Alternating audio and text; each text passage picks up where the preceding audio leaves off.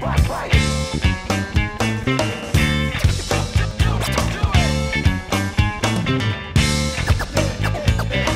to Cawffee Talk. I'm Mark Tullis. This is my partner, Kirsten Coleman. Hello. We are Coffee Cup Productions. And today is New Music Monday. Yeah, and today we have one of our most favorite people on the planet, Anthony Rosano, with us. He's going to be talking to us about some really cool news that he got recently about an upcoming show. And just in general, what floats his boat and what makes him write music. That's right. We're all about to get rude. We're going to get rude, so stay tuned. But first, a word from our sponsor. Welcome to the Toadstool Pub. Beers from local breweries, a great cocktail selection, award-winning Bloody Marys, a gorgeous outdoor space to enjoy warm nights, your favorite team on the telly, the big game will be on for sure, live music, a neighborhood treasure where you come in with friends or make some new ones. The Toadstool Pub, 327 Waukegan Avenue in Highwood. Welcome back to Coffee Talk, and we have with us live via Google Hangouts Anthony Rosano of Anthony Rosano and the Conqueroos, blues chart-topping band. They say that 10 times fast. Topping the Stones, and various awards, and now they've got some spectacular news. Anthony, welcome to the show. Hey, what's going on, guys? Good to see you. Good to see you again. We miss you here. You guys have to come back. Yeah, I'm working on it. I'm working on it. Excellent. I forgot to mention wowing audiences everywhere as we witnessed. Yeah. That was you know, JB had been telling us over the phone how hot the band was and that people were just wowed. And then when you guys came here, you know, Evanston, Kenosha, West Chicago, Highwood, Island Park, everybody was just wowed. So that's cool. It is cool. You guys are really on fire. So much so that you have some really big news, huh? Yeah, actually, we just I just got us a gig with opening for the Almond Betts band here in our hometown, which is cool. And it's just, for me, it's especially cool because I've been an Allman Brothers fan for almost my entire life. Mm-hmm. I probably, you know, for me, neck and neck with the Zeppelin thing is the Allman Brothers. And then, you know, Devin Allman, I'm a fan of his also. He's got a great, his own solo work is great. But now what they're doing with the Allman Betts band, sort of carrying on the tradition of the Allman Brothers, you know, and it's a family tradition because you got Dwayne Betts, who's Dickie Betts' son, also in the band. So yeah, it's great, and it happens to be my birthday. So well, nice birthday present. Yeah. Yeah, Nice. That's actually how the gig came about. I was joking with the venue, and I was like, you know, it'd be really cool. They're like, what? I'm like, if you put us on for this show because it's my birthday, so it'd be a cool birthday present from you guys to us. So I think they were laughing too. I think they thought I was joking, and then I waited a couple days, and I was like, hey, you know what would make that show awesome? They're like, what? I'm like, if you add us to the bill. Yeah. So they said they sent it to, you know, they said, well, we'll see what we could do. So they sent a text message or an email to the management company, and it's like, we'll let you know when we hear something back. And I literally got an email back from them within like 5 minutes. Oh, I'm sure. Yeah. And they were like, that's the quickest response we've ever gotten. Well, I mean, you just need to listen to your band once, and you're hooked, you know? It's just great. So it was definitely a good feeling. Cool. And that's on April 9th, right? So that's April 9th. And where? The Norva in Norfolk, Virginia. Okay. And tickets are online. The tickets are on your website, so be sure to hop on there and get tickets. Yeah, cool. Will you be live streaming so we can watch from Chicago? What's that? Will you be live streaming so we can watch from Chicago? Don't know. I don't know what the logistics are with that. If I'll be able to do that, I'm trying to figure out. I'd really like to do some kind of video. Mm-hmm. And, you know, I got a couple of guys here locally that take good videos, so I'm trying to work that out now. See if we can maybe do that. I don't know if it'll fall under the Allman Betts band's policy of Yeah. photographers or whatever. So I don't know what kind of clearance I have to get yet. I'm still working that out. But they have to see like how well your band behaves backstage first before they understand whether or not you can take liberties like that.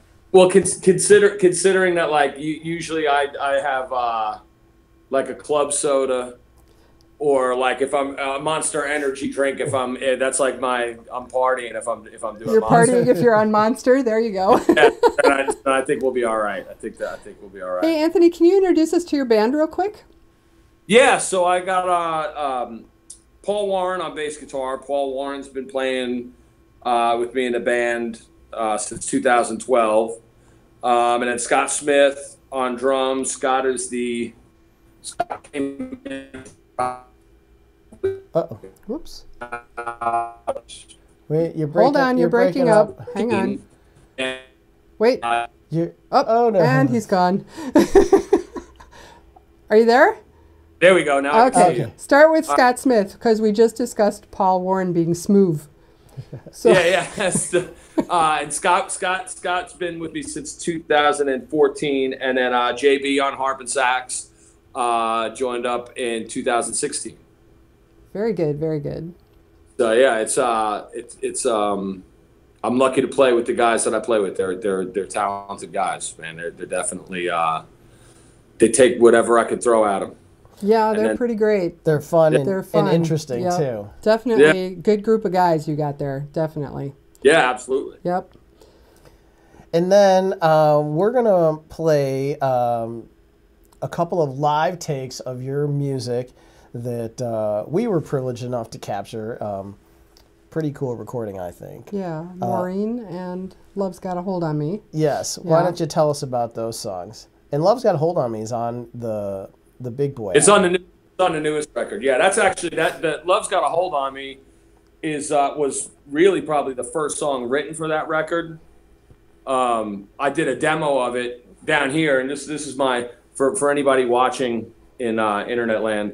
This is my studio / garage, as some people would call it. So anyway, I demoed Love's Got a Hold on Me, recorded it down here, and then sent the demo to Mike Zito to listen to, just to get feedback from someone who I admire musically, to see what he thought of the song.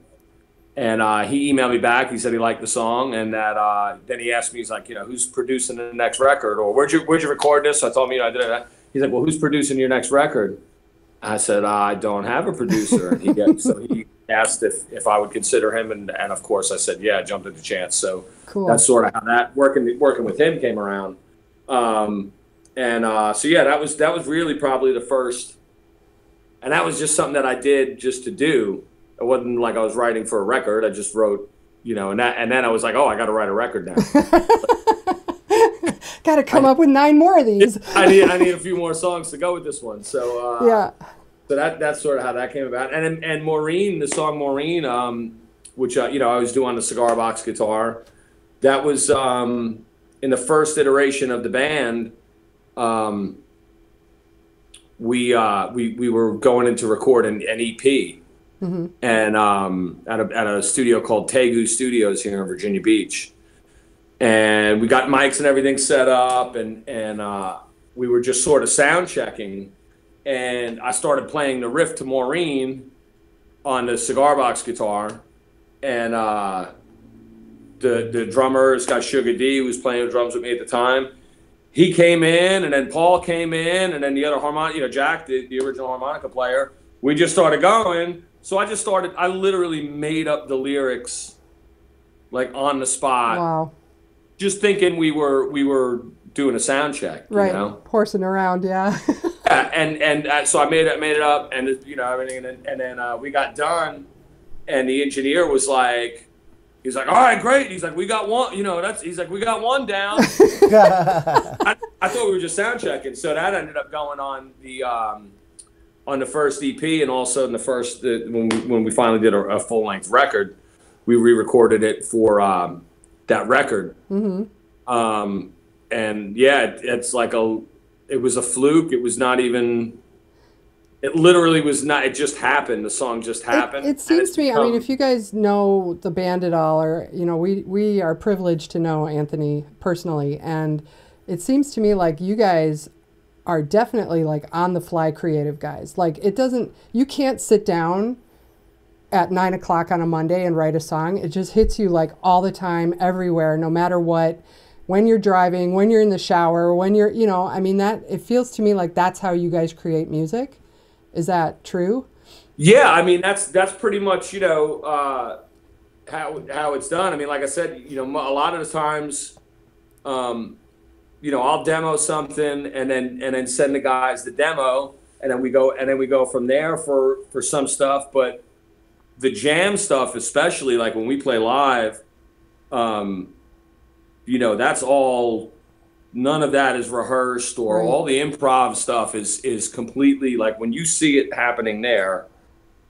It's real time. Yeah, it's happening real there. Time fiction, which is I like that. I think I think that's one of the things that people who do like our band or enjoy coming to see us. I think that's, or I hope at least that's what they like. Well, yeah, no two shows will ever be the same that way. So no, and you also get the the chance to see something being created right there. You know what I mean? If it's a song so let's say a song like Love's Got a Hold on Me. Mm-hmm. Like I'm sure the version that you're going to play, like the solo section has actually morphed and changed a little bit now when we play it live. No doubt, yeah. Because it's just, who wants to, number one, if you do the same thing over and over again, you might as well punch a clock and go, you know what I mean? Like I don't want to do that.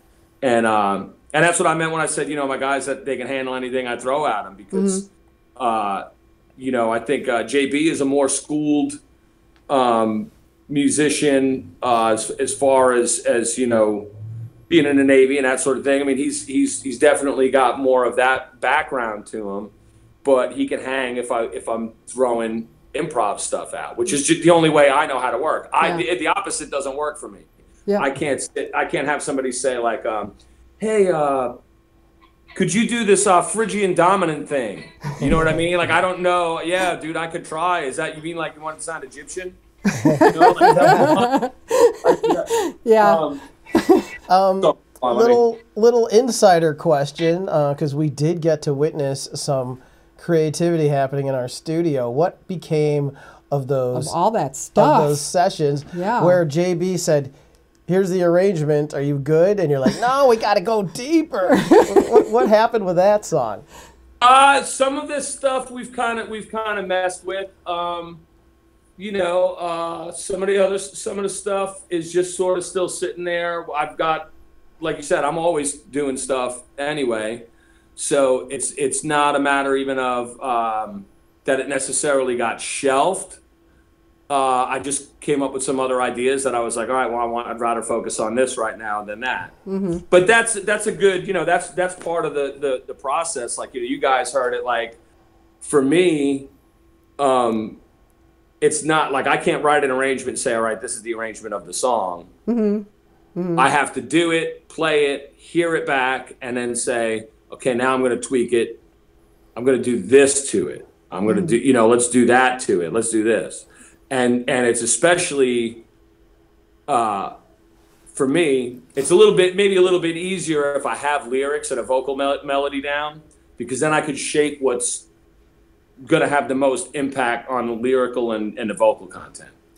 You can shape chord structure that way. Yeah. Mm-hmm. But when we're doing stuff like we were just doing a lot of jamming, and some of those ideas that we jammed on, they might not turn into songs, but they certainly turned into ideas that went into that are now in jams. Mm-hmm. Yeah. That we do when we play live. Because we did notice. So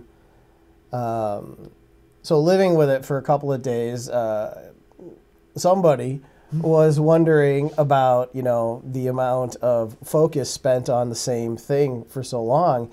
And then I'm saying, wait, don't you hear? Like, it's different from a couple of hours ago. I mean, it's the same chord progression, but like now it's different. And so that was kind of a cool lesson for us, just to see you guys work through that. Mm-hmm.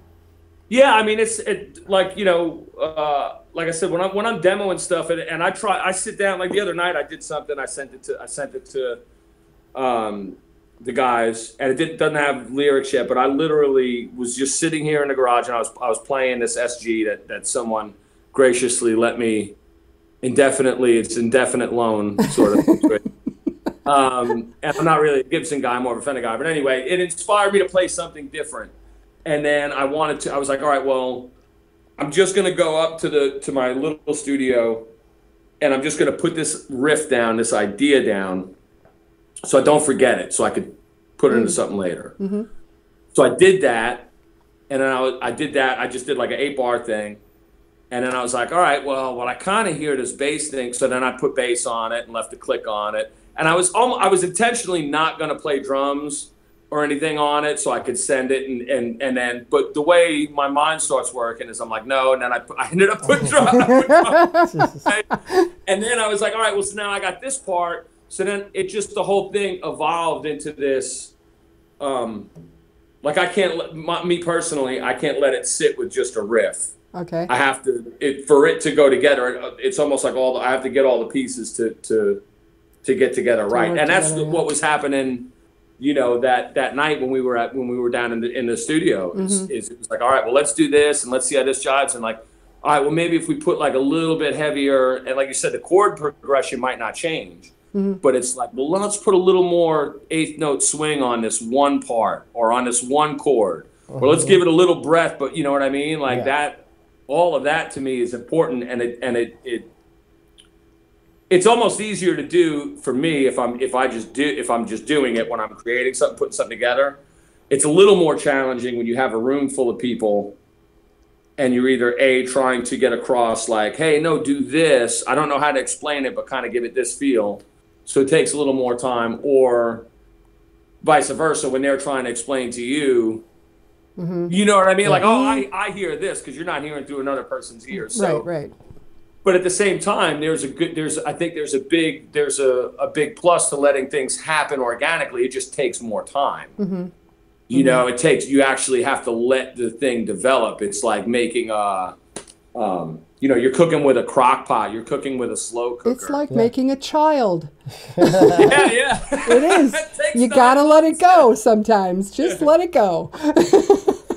Well, there you have it, folks. It's like making a child. There you are. We now have the recipe for what makes Crockpots and children. There you go. And what makes the Anthony Rosano and the Conqueroos band put it all together. There you go. Yep. Well, Anthony, thank you. Sometimes it takes it might take a year of playing a song. Yeah, until it's where you want it. Yep. Right. And really, it almost defines its own identity. Mm-hmm. Like you play a song for that long, and then you sort of feel. We were talking about it last night at rehearsal. I said, things don't really gel until you're comfortable playing a song in a live situation. Mm-hmm. And it's not that it's the opposite of what you would think. You would think you would have to have the song gel for you to be comfortable playing it. But I think it's the opposite. It'll never gel until you're comfortable with your part, with what you do in that song. Right. With who you are in that moment, in that song. Until you're comfortable with that, then it doesn't matter. Yeah, no, and I think the audiences know that too. I think the audiences see if you're not comfortable with something, then you feel the music is kind of stinted a little bit. It's not it's not fully developed. Yeah. It's not a fully developed thing. So cool. Well, that's cool insight. Thanks, Anthony. Yeah. I don't know. I wouldn't call it insight. It's my messed up. In the mind of a roux. Yeah, I'm sure there are way more efficient ways to write songs. Oh, but your way works too, and your way is awesome, and the band is awesome, and you guys need to check them out. And here are two of our favorite songs, Love's Got a Hold of Me and Maureen. So please enjoy. Thanks for joining us, Anthony. Thanks, Anthony. Thank you. We'll talk to you soon. Your shirt. Oh, I know. Isn't it great? Thanks.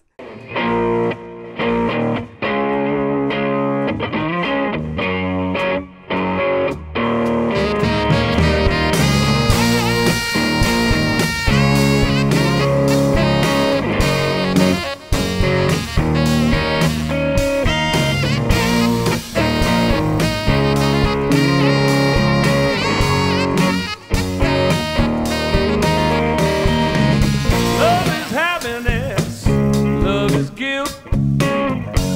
is a prison, your heart secret built. It's a lustful, smiling love, it's tears of rage. Love like a lion with a kingdom for a cage. Really got a hold on me. Love has got a hold on me. Really got a hold on me. Love has got a hold on me.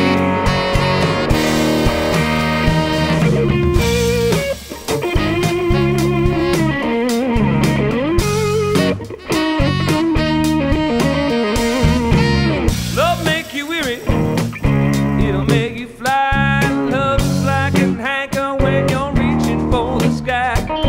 It's a tender venom hands and a laugh of how you weep. Oh, love, take the best of you, throw away the key. Really got a hold on me. Love has got a hold on me. Really got a hold on me.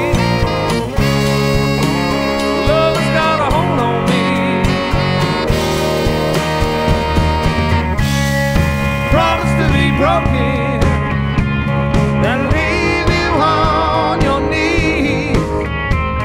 It's all you ever wanted. Love's a wolf and you're the sheep.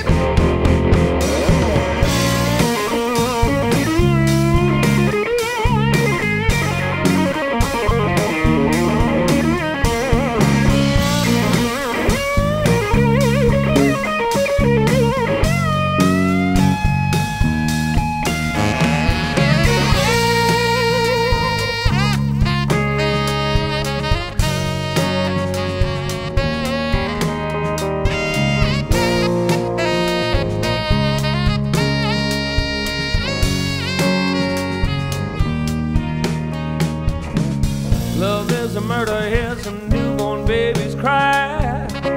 Cold hard truth, you know that it's all a lie.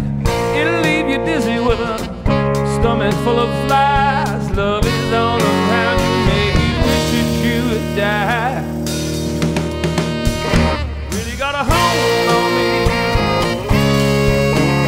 Love has got a hold on me. Really got a hold on me. Love has got a hold on me. Really got a hold on me. Love has got a hold on me. Really got a hold on me. Love has got a hold on me.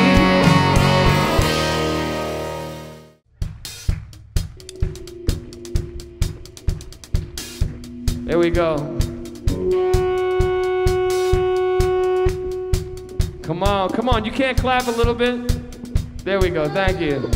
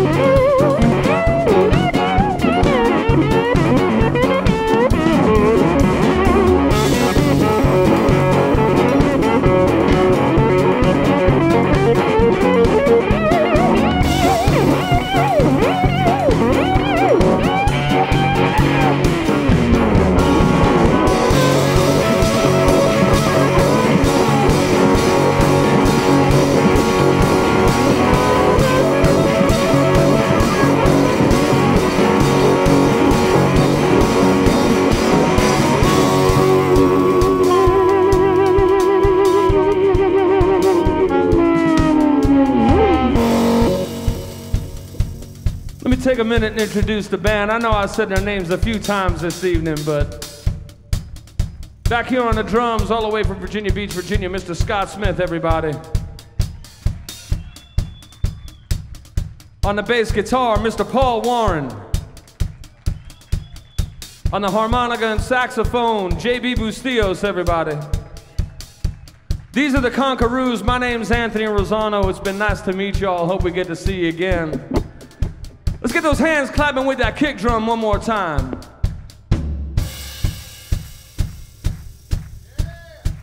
She's a troublemaker, isn't she? Yeah, red shirt, clap. Oh, you're hitting the ground. You're all right. Keep it going. Maureen, get your silver spade. Maureen, get your silver spade. Go around the house, baby, dig you a shallow grave. Maureen, tell me who's crying now. Oh, Maureen, tell me who's crying now. Well, you know I love you, put you 6 feet in the ground. Maureen, Maureen, Maureen, Maureen, Maureen, Maureen, Maureen, Maureen.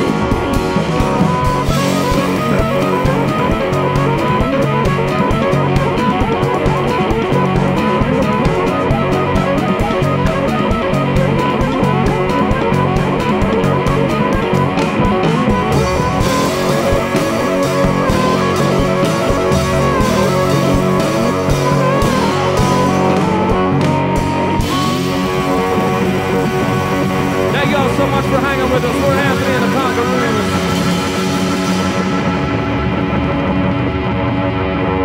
Wait a minute, wait a minute.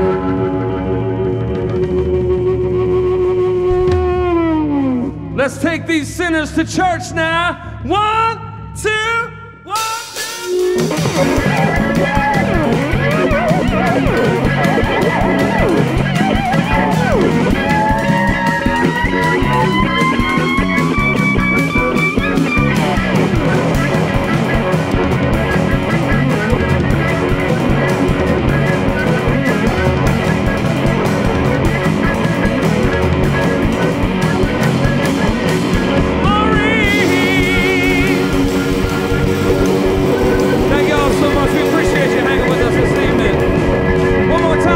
Cawffee Cup Productions, City West Chicago.